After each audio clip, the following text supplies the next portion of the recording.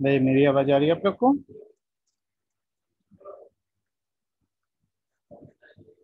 Okay. तो log mean temperature difference of counter flow समझ में आया?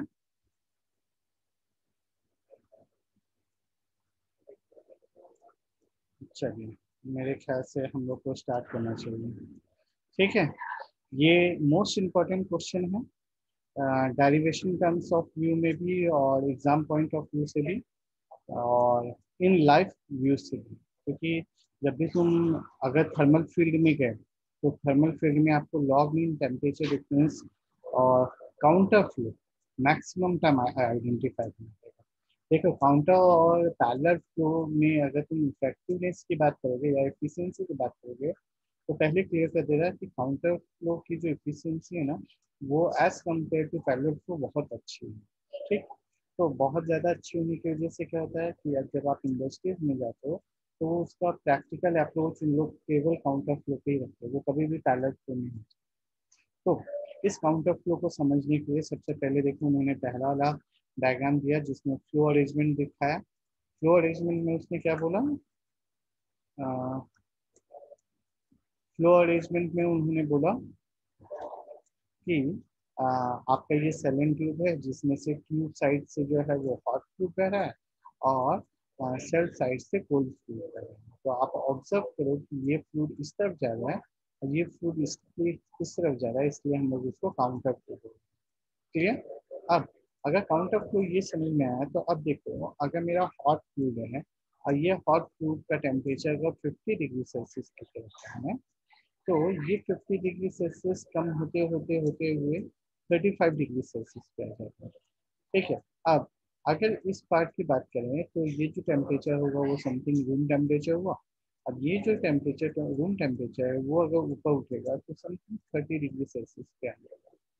तो स्टेटमेंट ये दिया गया है कि as compare to parallel flow, rate of heat transfer between cold fluid और हॉट फ्लूइड जो है वो बहुत ज़्यादा अच्छा होगा काउंटर फ्लो में एज कंपेयर टू पैरेलल। ठीक है।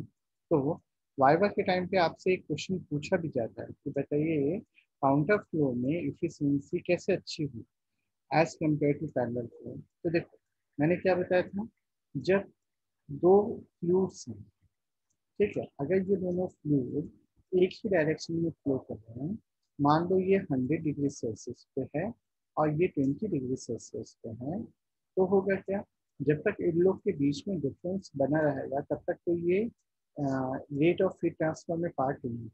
लेकिन एक टेम्परेचर मतलब 60% के बाद ऑलमोस्ट वो दोनों सेम हो जाते हैं और उसके बाद उनका रेट ऑफ हीट ट्रांसफर में कोई पार्टिसिपेशन नहीं होता। लेकिन अगर तुम काउंटर फ्लो की बात करोगे तो काउंटर फ्लो में ये वाला टेम्परेचर कितना है, 100 डिग्री सेल्सियस, और ये यहाँ से जो निकल रहा है वो कितना है, वो 20 डिग्री सेल्सियस। तो जब ये 100 डिग्री अगर 30 डिग्री पे भी आ गया ना, तो भी देखो 30 और 20 ये दोनों में डिफरेंस रहेगा। मतलब स्टार्टिंग से लेकर एंड पॉइंट तक वो जो है हीट ट्रांसफर में पार्टिसिपेट करेंगे। ठीक है। ये डायग्राम समझ में आया कि हमने पहले इस तरफ लिखा वो रहा TH1, जो दूसरी तरफ दिया वो है TH2। TH1 मतलब हॉट वाटर इनलेट टेम्परेचर और cold temperature of cold hot water at outlet. इसी तरीके से temperature of cold water at inlet point and temperature of cold water at outlet point, ये दोनों हैं। अब हमने क्या किया, कंसिडर किया एक एरिया, मतलब ये तो कंप्लीट एरिया था, एलिमेंट्री एरिया कंसिडर किया जिसका नाम था DA। अब DA में जब मैंने हॉट और कोल्ड का डिफरेंस मेजर किया तो वो डिफरेंस को मैंने थीटा लिखा। मतलब क्या हुआ, TH minus TC is equal to theta. अब ये TC जो है वो जब इससे डिफरेंस क्रिएट करेगा तो वो यहाँ पे आएगा, मतलब चेंज इन। अब ये देखो, ये हॉट फ्लूइड के इनलेट और आउटलेट का जो डिफरेंस होगा वो DTH होगा। इसी तरीके से जो हॉट का इनलेट, कोल्ड का आउटलेट और कोल्ड का इनलेट का जो टेम्परेचर होगा वो DTC होगा। और ये दोनों के बीच में जो डिफरेंस आएगा उसको हम थीटा कहते हैं। ठीक है। So let us consider an elementary area DA of the heat exchanger the rate of heat flow from this elementary area क्या होगा, d Q is equal to U into D A into T H minus T C. अच्छा, T H minus T C को हमने delta T से denote किए, तो हमारा जो इक्वेशन बना वो हुआ you into D A into delta T. अब यू ए इंटू, अब दूसरा जो पार्ट आएगा जहाँ पे हम लोग को उसी हॉट और कोल्ड फ्लूइड का टेम्परेचर लेना होगा, तो हम जो फॉर्मूला लिखेंगे, अब देखो यहाँ पे क्या हुआ, तो वहाँ पे हमने हॉट को निगेटिव लिया था और यहाँ पे कोल्ड भी निगेटिव लिया था। क्यों? क्योंकि जब हम अपना टेम्परेचर देखेंगे तो हमारा जो टेम्परेचर था वो यहाँ से यहाँ में हुआ, ठीक है। तो ये हुआ TH2 और ये हुआ TH1। तो फाइनल कितना है, मान लो अगर ये 30 डिग्री है और ये 80 डिग्री है, तो 30 माइनस 80 मतलब माइनस 50, इसलिए यहाँ पे निगेटिव आया। अब हॉट कोल्ड की बात करते हैं, तो कोल्ड में क्या होगा, टेम्परेचर यहाँ से यहाँ मूव करेगा।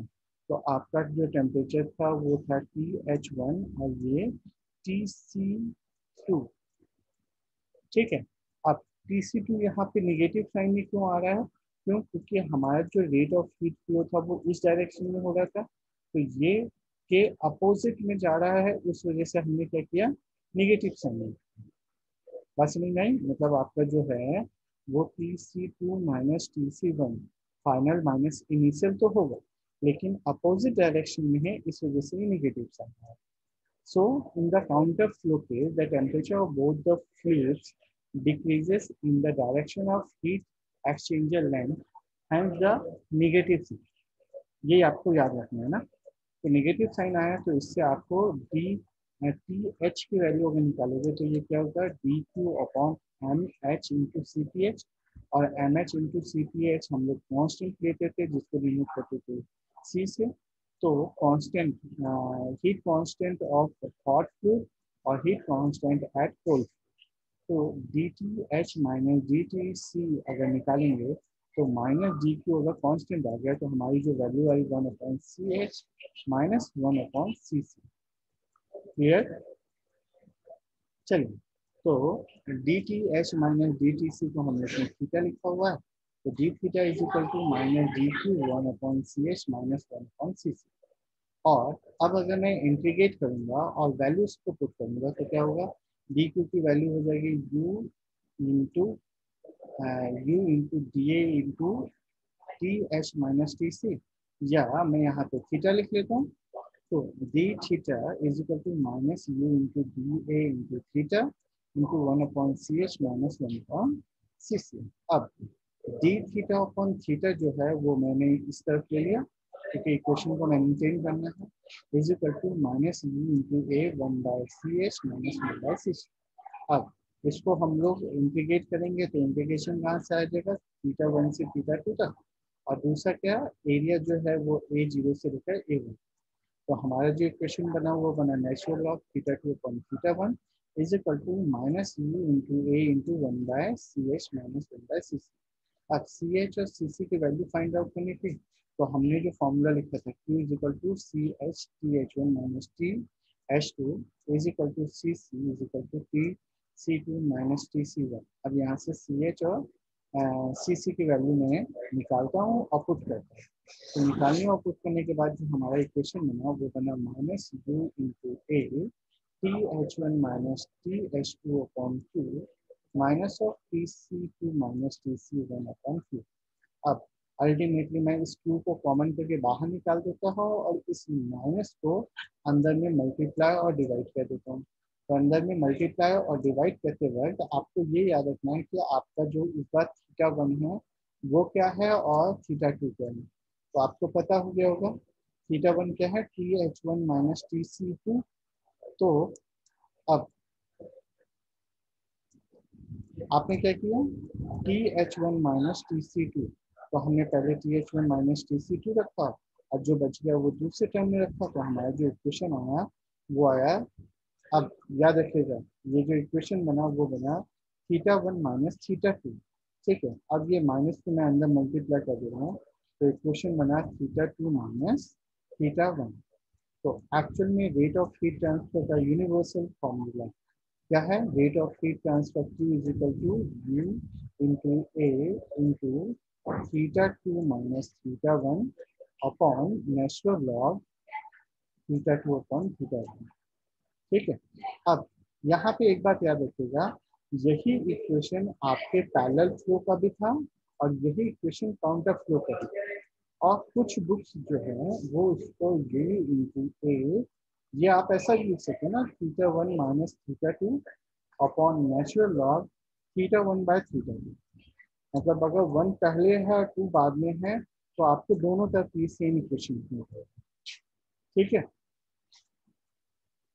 ये देखो, ये यहाँ पे उसमें लिखा हुआ है क्या, theta and log mean temperature difference is equal to θ2 minus θ1 upon natural log θ2 minus θ2 upon θ1 और θ1 minus θ2 upon natural log θ1 upon θ2।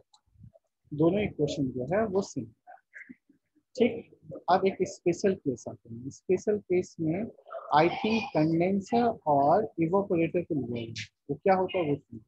So in case of counter flow, it may possible that delta T is equal to delta T and delta T1 is equal to delta T2।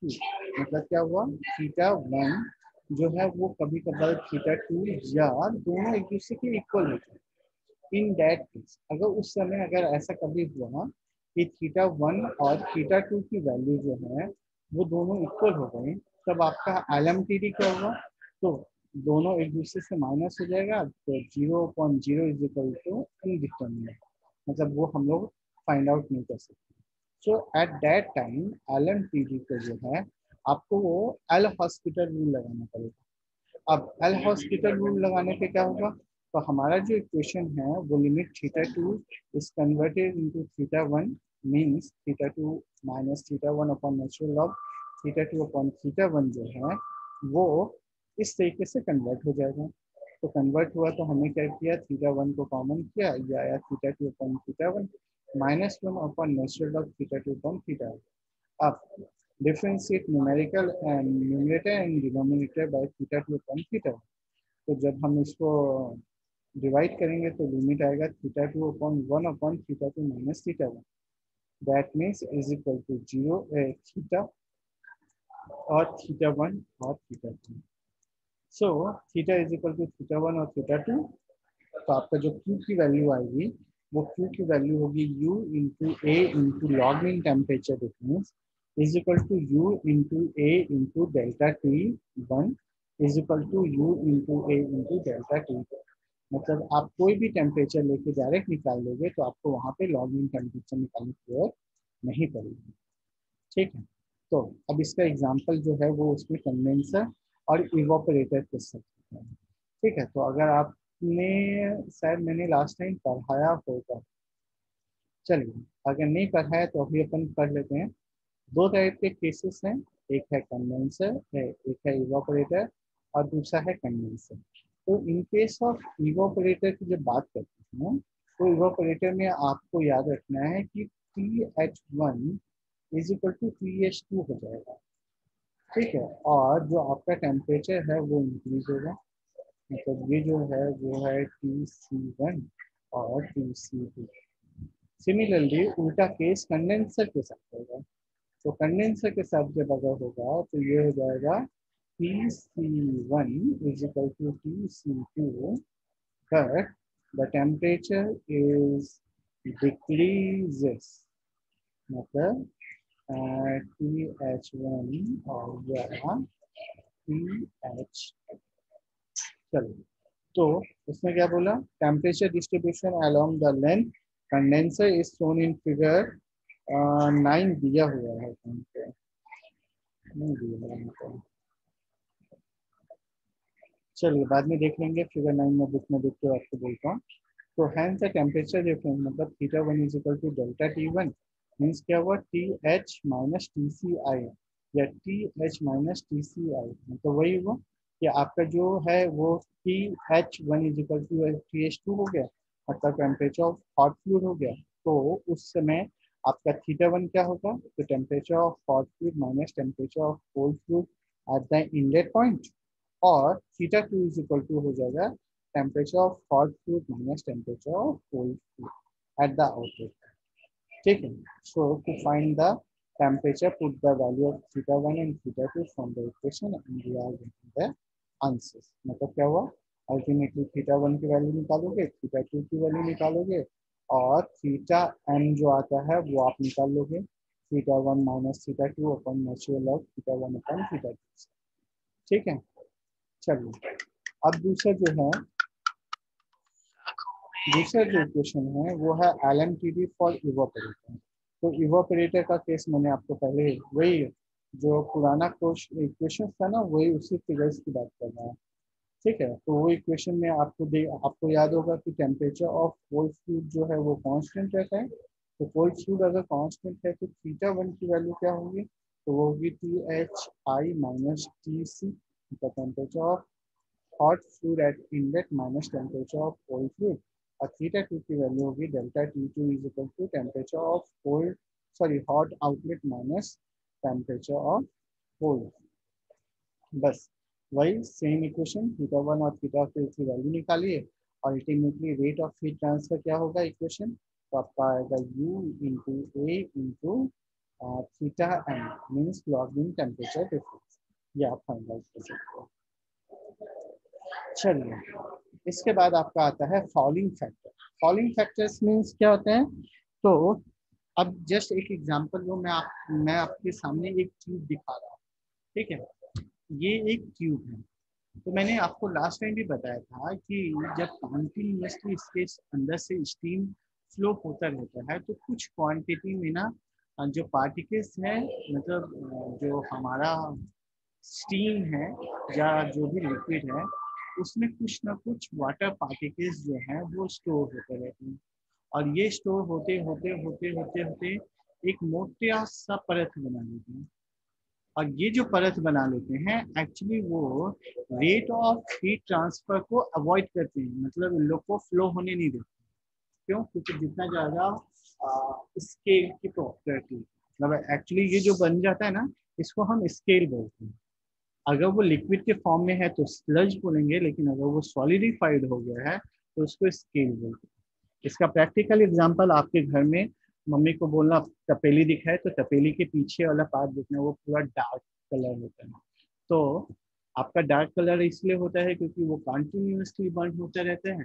लेकिन जब आप industries में या boiler house में जाते हो तो आपको पता चलेगा कि वो वाइट कलर का होता है. सॉलिड पार्टिकल्स लगेगा आपको कि डस्ट बैठा हुआ है.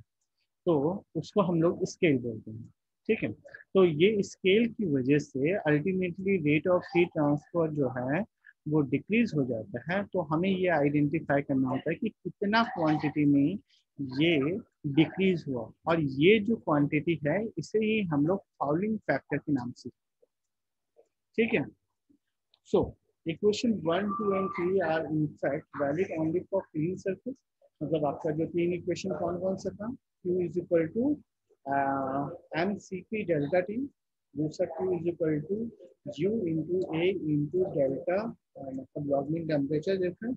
और तीसरा इक्वेशन जो था वो था mCp temperature of hot outlet hot inlet minus hot outlet, और mCp cold outlet minus cold inlet. ठीक है. तो ये तीनों कंडीशंस कहाँ एप्लीकेबल हो रहे थे, तो वो क्लीन सरफेस पे हो. But after certain period of operation of a heat exchanger, its surface are often subjected to deposition of fluid impurities. अब पूछोगे सर ये फ्लूइड इम्प्योरिटीज कहाँ से, तो एक्चुअली होता क्या है, हम बोलते हैं कि 100% TDS फ्री, मतलब 0% TDS जो होगा वो लिक्विड जो है हमने वो बॉयलर के अंदर डाला है. 0% TDS का मतलब होता है टोटल डिजॉल्व सॉलिड जो है वो 0% है, उसमें एक भी नहीं. मतलब क्या हुआ, जब वाटर इवोपरेट होगा तो इवोपरेट हो जाने के बाद नीचे में कोई भी डस्ट पार्टिकल्स नहीं जमा होंगे. लेकिन प्रैक्टिकली ये फिजिबल नहीं है कि वो 100% जीरो TDS. तो वो प्रैक्टिकली कितना होता है, तो 1-2% बच जाता है. और तो लार्ज क्वांटिटी में वाटर जो है वो स्टीम के फॉर्म में कन्वर्ट होता है, मतलब हीट ट्रांसफर होती रहती है. इस वजह से वो कंटिन्यूअसली वो स्केलिंग के प्रॉपर्टीज आती है. So chemical reaction between the fluid and the water material, dust formation, etc. ये सब होते रहते हैं. So the subsequent deposition of film or scale on the surface often an additional resistance to the heat transfer between the fluids. This effect is approximated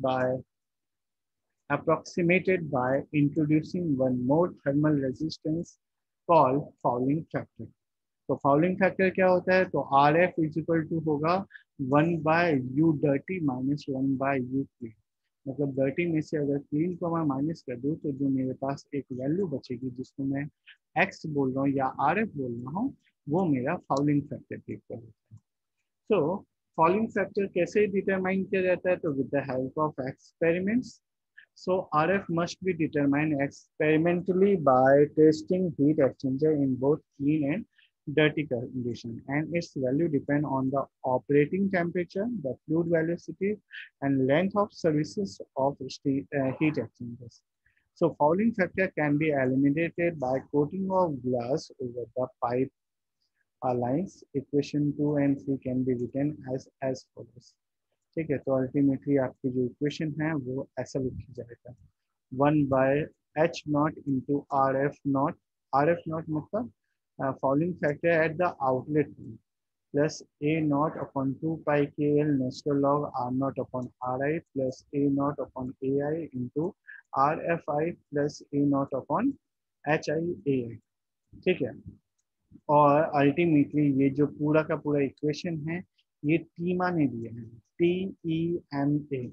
ठीक है, टर्बुलर equipment manufacturing association. इसकी एक खुद की डेटा बुक आती है जिसमें ये फॉर्मूला लिखा हुआ रहेगा, वैल्यूज लिखे रहेंगे, जिसकी हेल्प से आप अल्टीमेटली फाउलिंग फैक्टर किसी भी बॉडी का निकाल सकते हैं. चलिए, आज के लिए इतना ही रखते हैं. इसके बाद कल मिलेंगे जब हम न्यूमेरिकल सॉल्व करेंगे.